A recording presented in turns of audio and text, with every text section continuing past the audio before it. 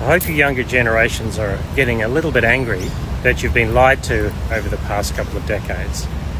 The baby boomers lied to us all by saying, do what you want to do, be what you want to be, and said there are really no boundaries in life and you can live how you want.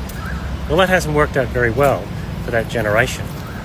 The X generation, my generation, were pretty happy with the fact that there's probably no God, so stop worrying and get on with your life. But you know what?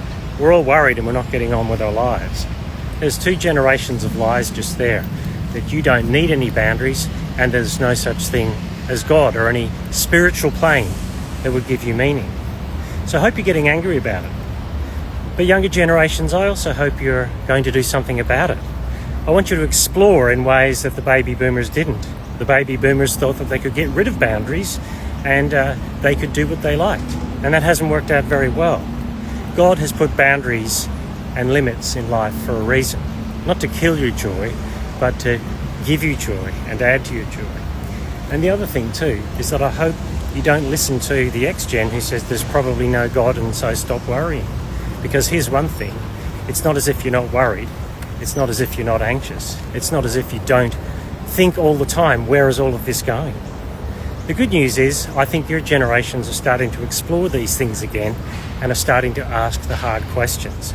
You're starting to say, well, maybe there are boundaries. I look around everyone else and they've got boundaries. In fact, it's such a tight, closeted world that if I don't have boundaries in some area of life, someone's going to come out and cancel me for something.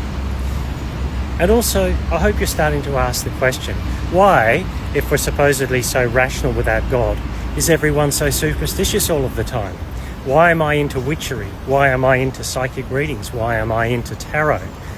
Here's the reason. It's because you were created to worship. If you look on your back, there's a little switch that says worshipper. Well, not really. But the whole point is, you weren't created to live a life of pure materialist rationalism, because that's not how we are. There is a God above. There is a transcendence. And I hope your generation start to ask some serious questions. Yes, you can get angry about it, but you don't have to stay angry about it. You can do something about it, and that can bring you into a liberty where there are good boundaries, and that can bring you into a place where you worship the one true God instead of going everywhere for every superstition. You can turn that anger into joy, younger generations.